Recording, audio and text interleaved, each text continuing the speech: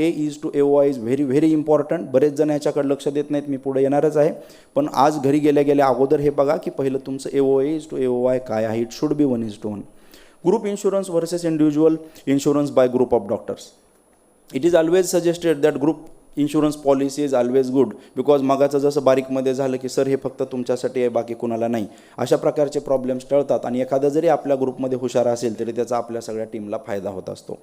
Group इन्शुरन्समध्ये एक आहे, for example 1 करोडची policy 20 surgeon मिळून काढणार आहेत, तर त्यांच्यामध्ये असं होतं किंवा 20 जणांमध्ये 20 कोटीची पॉलिसी. याच्यामध्ये एक टर्म आणखी परत वाचून घ्या की हे 20 करोड एकेकाला 1-1 कोटी अलॉट केलेले आहेत का सगळ्यात मिळून 20 आहेत. फॉर एक्झाम्पल 3 लोकांवर केसेस झाल्या, एका व्यक्तीला 18 करोडचं कॉम्पेन्सेशन आलं, दुसऱ्याला 5 आणि तिसऱ्याला 3. जर पहिल्याचं 18 करोड जर ऑलरेडी इन्शुरन्स कंपनीनं पे केलं असेल, आता फक्त 2च कोटी राहिले बाकीच्या 19 लोकांमध्ये, आणि मग एखाद्याचं 5 झालं तर त्यावेळेस ते लोक म्हणतील नाऊ ह्या only 2 crores in our hands, rest you pay from your pocket. तर हे एक टर्म त्या पॉलिसीमध्ये व्यवस्थित वाचून घ्यायची आहे. And second is individual insurance by group of doctors. याच्यामध्ये you customise your policy and bargain for the things and now decide that for example for 5 crore policy the premium for 5 years will be 1 lakh and all the doctors suppose that 20, 30, 40 doctors should pay that premium to the company. आणि याच्यामध्ये काय राहील, प्रत्येकाचं आपापलं जे आहे ते 5-5 कोटीचे राहील. दुसऱ्यांनी काही कॉम्पेन्सेशन घेऊ किंवा नाही घेऊ, आपल्याला काही त्याच्यामध्ये अडचण येणार नाही. Same thing I told, that is negotiation is possible when you opt for the group policies, then it is the best way, and individual share or group share that I also discussed. Again, this is a good policy that take professional indemnity insurance in group, involve doctors with indemnity insurance in team. बऱ्याचदा आपल्याकडे team असते, एक surgeon असतो, अॅनेस्थेटिस्ट आहे, त्याच्यासोबतचे physician आहेत, तेच कॉलला येतात, सगळं बघतात. हे जे आपण ग्रुपमध्ये प्रोफेशनल इंडेमनिटी घेतलं आहे त्याच लोकांना शक्यतो आपल्या सोबत ठेवा, म्हणजे काही प्रॉब्लेम आला तर आपल्याला सोपं पडेल मॅनेज करायला. If someone has no policy then त्याचं BP वाढतो एकदम आणि बाकीचे निवांत असतात, मग ते तसं चालत नाही. त्यामुळं it is a good practice to have people in your team or your group practice, those who have professional indemnity policy. Even you refer to the patient to those doctors who have indemnity policy. This is my personal advice. Yes, this is unqualified attendants and staffs. This is about the hospital, that is error and omission policy. You should include unqualified attendants also. Basic प्रीमियममध्ये फक्त 7.5% extra आहे, म्हणजे तुम्ही 1 कोटीची policy घेत असाल तर तुम्हाला हार्डली वर्षाला 200-300 रुपये प्रीमियममध्ये ॲड होईल. You should include these because some things are not in your hands. There is a case of fracture femur, operation वगैरे सगळं व्यवस्थित झालं आणि पेशंटला त्या ट्रॉलीमधून सगळं स्ट्रेचरवरून त्याच्यात बेडवर शिफ्ट करत होते, तेवढ्यात एका अटेंडंटचा हात सुटला आणि ते सगळं जे जॉईन केलेलं फ्रॅक्चर होतं परत एकदा तुटलं. आता ह्याची भरपाई कोण करणार? आणि पेशंटचे नातेवाईक नाराज झाले, त्यांनी कॉम्पेन्सेशन मागितलं. या केसमध्ये fortunately the doctor was having error and omission policy which was covering unqualified attendants, so the compensation doctor did not have to pay from his pocket. तर हे फार महत्त्वाचं इन्क्लुजन आहे, बरेच जण ह्याच्यामध्ये दुर्लक्ष करतात, हे कंपल्सरी घ्यायचंच आहे. Please see you have taken. Now there is again one question whether we should have one policy or multiple policies. There are many advantages of this. Here may be debate that some people will say that take only one policy from same vendor or from other vendors. We will discuss one thing. समजा आपण 1 करोडच्या पॉलिसीचा विचार केलेला आहे आणि जेव्हा आपण एखादी काहीतरी केस होते आणि कोर्टामध्ये जेव्हा आपण केस आपलं ॲप्लिकेशन दाखल करतो डिफेंड करताना, त्यावेळेला आपण म्हणतो की हे माझ्याकडे आहे प्लस माझी 1 कोटीची पॉलिसी आहे. मेनी टाईम्स जजेस जे असतात त्यांचा स्थायी भाव आहे लोकांमध्ये जरा थोडं पॉप्युलर व्हायचं, आणि 1 कोटीची पॉलिसी आहे, डॉक्टर साहेब काय श्रीमंत आहेत, काही प्रॉब्लेम नाही, होऊ द्या ना, काही निग्लिजन्स झाला असेल नसेल, 20 लाख एक देऊन टाका रे यांना, बरोबर. तर ही जी फिलिंग येते जजेस लोकांना, ह्या फक्त काल्पनिक गोष्टी नाही आहेत मित्रांनो, हे सगळं ॲक्च्युअल झालेलं आहे. तर अशा वेळेला अचानक त्या जजमधला काय उमाळा म्हणा, काय जे काही आहे त्याला जे सामाजिक जाणीव, हे सगळे अचानक जागृत होते आणि हे होतात. In these cases, what I advise is if you are opting for the 1 crore policy, get 3 policies like 20 lakhs, 30 lakhs and 50 lakhs. Initially, you just submit that 50 lakh policy, that 20 lakh policy, आणि मग ते 20 लाखाची policy आहे म्हणल्यावर जज पण थोडा लेवलमध्ये राहतो आणि त्यांनी 10-12 लाख जे काही सांगितलेलं आहे तेवढं कॉम्पेन्सेशन राहील. ह्या वस्तुस्थिती आहेत. आणि नंतर जर समजा विथ इंटरेस्ट हे समजा एक 22 लाख झालं, तर त्यावेळेला आपण म्हणू शकतो की by mistake I forgot to submit my this policy, आणि त्यावेळेला आपण ती 20ची वापस घेऊन 30ची देऊ शकतो, आणि that compensation will be taken care from that 30 lakh policy. आपण नेहमी बघा, भाजीपाला आणताना जर आपल्या घरचे कोणी असतील, एकाच कॅरी बॅगमध्ये तुम्ही 1 किलो काही स्वीट किंवा काही आणलं किंवा दूध दही, ते लोक थोडंसंच टाकतील, पण तुम्ही 3 ठिकाणी पाव शेअर किंवा असं घ्या, त्याच्यामध्ये प्रत्येक ह्याच्यात 10 वरचं माप घेऊन थोडं जास्त क्वांटिटी आपल्याला मिळेल. थोडंसं तसंच काहीतरी लॉजिक ह्याच्यामध्ये आहे. Now we should take the policy, all these 3 policies from same vendor or from different. Insurance याच्यामध्ये एक नियम आहे किंवा एक असं म्हटलं जातं की whenever you get any threat call or you receive a legal notice, immediately you have to suppose to inform to the insurance company. आता आपण जर 3 वेगवेगळ्या ठिकाणी घेतलेला असेल ABC, आपल्याला त्यावेळेस कसं आहे, आज आपण इथं बोलतोय काही अडचण नाही, पण नंतर प्रॉब्लेम असा होतो, आपल्यालाच आठवत नाही 5-10 वर्षानंतर आपण कोणत्या कंपनीची कितीची पॉलिसी घेतलेली आहे. आणि मग त्यावेळेला प्रॉब्लेम होतो की आपण प्रत्येकाला इन्फॉर्म करत नाही, कुणाला तरी एकाला करतो, and that time rest of the companies may deny that we were not intimated when the incidence occurred. तर याच्यामुळे जर आपण एकाच कंपनीकडनं 3 पॉलिसीज घेतल्या तर once we inform them then it is for all the things. Yes, even after retirement झालं, मी आज 31 डिसेंबर 2024ला रिटायर झालो, माझी पॉलिसी बंद, प्रॅक्टिस बंद, कुलूप लावलं, गेलो फिरायला. नो, लिमिटेशन पिरियड नावाची एक गोष्ट आहे. In this consumer court the limitation period is 2 years and for civil suit it is 3 years. So even after retirement, continue your indemnity policy for more 3 years.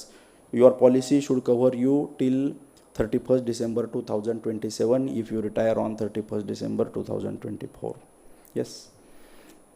Fill the form your own. मी मागा म्हटलं की आपण त्यांना MR समजतो आणि हे घे माझा कोरा चेक, ह्याच्यावर साईन केलेली आहे किंवा प्रीमियम भरून आणि भरा तुमचे तुम्ही फॉर्म. तो पण माणूस म्हणतो एजंट की डॉक्टर साहेब काय नाही, तुम्ही नुसतं सही करून द्या, तुमचं प्रिस्क्रिप्शन द्या, व्हिजिटिंग कार्ड द्या, बाकी डिटेल्स मी भरतो. Not at all. Right, name of the hospital, your proper name, all places where you go. आपण एका जागी क्लिनिक असतं, 4-5 ठिकाणी कन्सल्टिंगला जातो. येस,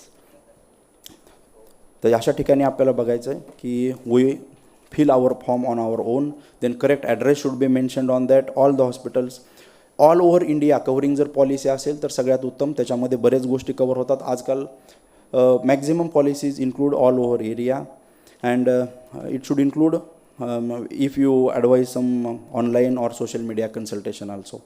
रिसेंटली एक केस झाली ज्याच्यामध्ये व्हॉट्सअप कन्सल्टेशन झालेलं होतं आणि त्याला 3 लाख रुपये दंड भरावा लागला. Keep the Xerox copy of the proposal form with you. हे जे आपण सगळं भरून दिले नाही, ह्याचे एक झेरॉक्स काढा आणि जवळ ठेवा. किती लोकांकडे प्रपोजल फॉर्मची झेरॉक्स कॉपी आहे? मला वाटत नाही. येस, शेट्टी मॅडमने ठेवलेलं आहे, त्यांच्या आपण टाळ्या वाजवून अभिनंदन करूया. Because we don't keep such copies, आणि नंतर मग ते म्हणतात नाही नाही हे असंच आहे. right? So you should keep the Xerox copy of the proposal form you submitted to the insurance. Co-payment option. Some policies contain co-payment. For example, 1 करोडचं कॉम्पेन्सेशन अलॉट झालेलं आहे, त्याच्यात असतं 20%, 10%, 20 लाख तुम्ही भरा, 80 लाख आम्ही भरतो. So we should avoid such type of things. Then follow all the terms and conditions of the policy. Right? In some policies, in exclusion criteria, there is written that under if the doctor is working under influence of narcotics or alcohol, they don't will pay for the compensation and do not practice beyond your. Yes, you are orthopedic surgeon and if how much experienced and expert you are in doing a cesarean section, you don't do that, it will not be covered. Then some unfair trade practices are also not covered. Inform immediately to the company. Just before I told, email immediately. It is the best thing because it have it can be produced later on as a proof. Company cannot deny your claim that we were not informed. You can send registered post also, or you can have a telephone call. Even when there is a threat, doctor मी तुम्हाला बघून घेतो किंवा इथं मी नेग्लिजन्सची केस करणार आहे असं जरी कोणी साधं सांगितलं तरी कंपनीला इन्फॉर्म करा. येस, बऱ्याचदा don't rely on the verbal assurance. नाही नाही सर तुम्ही काय काळजी करू नका, आम्ही बघून घेतो. बिलकुल नाही. जस्ट उमरग्याला झालेली एक केस सांगतो ज्याच्यामध्ये डॉक्टर होते गायनेकोलॉजिस्ट, त्यांच्यावरती केस झाली. इन्शुरन्सवाले लोक म्हटले काही काळजी करू नका, आम्ही बघून घेतो. तो माणूस गेला नाही. 2-3 वर्षानंतर त्याच्या हातात लेटर आलं आणि त्याच्यामध्ये होतं 10 लाख कॉम्पेन्सेशन. पेपरला न्यूज आली मोठी. त्यावेळेस त्यांना लक्षात आलं की आपल्या विरोधात सगळे हे हरलेलो आहोत. That doctor didn't attend the case. एकही दिवस त्या कोर्टात गेला नाही, काही बघितलं नाही. मग ते कंपनीला विचारलं काय झालं आपलं, ते म्हणले हां ठीक आहे ना, काही अडचण नाही, आपल्याला 10 लाख तर दंड बसलेला आहे, आपण पुढं जाऊन लढू. तर डॉक्टरची बदनामी झाली, त्याचं काय, दंड कोणी भरणार आहे.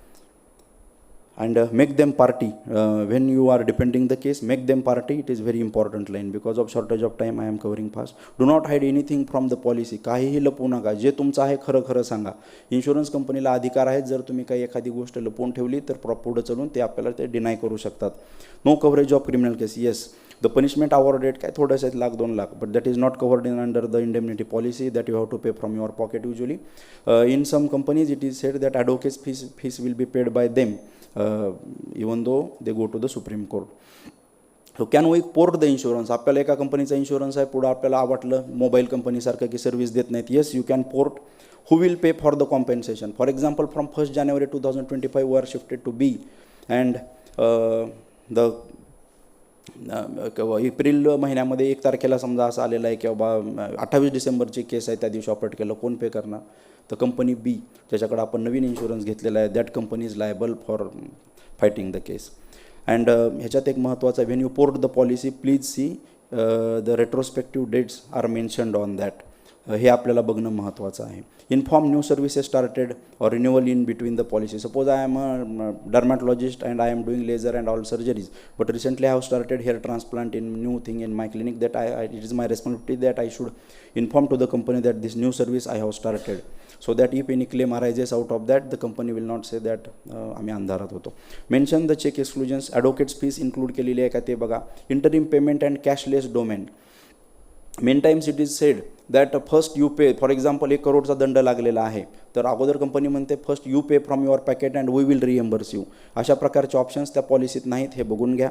Interim payment. There are 2 types of interim payment. First, if we lose the case at district forum and we go to and if we want to go to appeal to the state, then it is mandatory that 50% payment we should deposit in the court. 30 लाखाचा दंड बसलाय, 15 लाख कोण भरणार? आपल्या खिशातनं आपण भरायची गरज नाही. If this interim payment is a term is included in the policy, that company will pay for this interim payment. Out of court settlement, it should be there.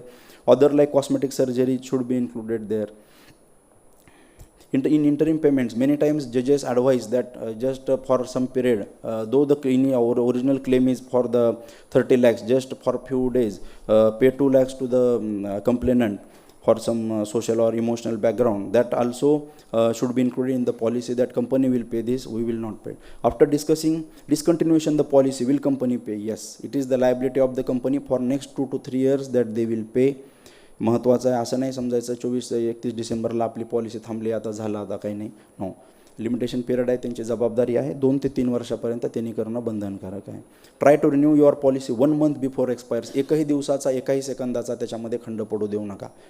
Many times we do that 31 डिसेंबरला policy संपली, आपण म्हणतो नाही आता करू संक्रांतीला, करू 26 जानेवारीला. नो, 1 महिना अगोदर हे सगळं इनिशिएट करा. शेवटी विचारतात लोक, which company should I of XYZ. No, काही लक्षात घ्या. ग्रुप इन्शुरन्स ग्रुपने निगोशिएट करा. See the reputation of the company. See what is the medico legal backup of the company. Are some medico legal consultants available with them. Accessibility of the company. तो माणूस एकदा check घेऊन गेला, पुन्हा 2-4 वर्ष आलाच नाही खासदारासारखा, असं बिलकुल होऊ द्यायचं नाही. त्याचा माणूस आपला ट्रॅक करता आलं पाहिजे, त्याचं ऑफिस आपल्या एरियामध्ये असलं पाहिजे. And you are cover. किती करोडची घेत आहे त्याच्यावरती पण आपल्याला बरंच डिपेंड राहतं. No, get customized policy. हे सगळे जे आता आपण डिस्कस केले सगळ्या पॉईंट्स त्याच्यामध्ये आपल्याला इन्क्लूड करायचे आहेत आणि तशा प्रकारची आपल्याला पॉलिसी घ्यायची आहे. एवढं सगळं करूनसुद्धा get ready for refusal by insurance company for flimsy causes. काही कारणं सांगून ते रिजेक्ट करू शकतात, ह्याची पण आपण मानसिक तयारी ठेवायला पाहिजे. स्वतःला जास्त हुशार समजायचं नाही. हां, शेवटच्या 2 slide. Sorry. What after death of the doctor. समजा डॉक्टर मेला आणि पुढं काय? Does insurance company need to pay or doctors legal heirs. आपले लेकरं बाळं त्याला पे करणार आहेत. The only solace is that in civil case continues in spite of death of the litigant or respondent. However, in medical insurance, in this professional indemnity, the case ends there. केस चालू असताना जोर निकाल लागला नाही तोपर्यंत जर डॉक्टर एक्सपायर झाले तर केस तिथंच एंड होते. ना पॉलिसी ना म्हणजे इंडेमनिटी इन्शुरन्सवाला पे करणार आहे ना त्याचे heirs. Again, I will repeat the thing that practicing modern medicine without professional indemnity is not only stupidity but beyond the definition of stupidity. And read your policy first after going to home. Those who have taken it. Thank you. Thank you, sir.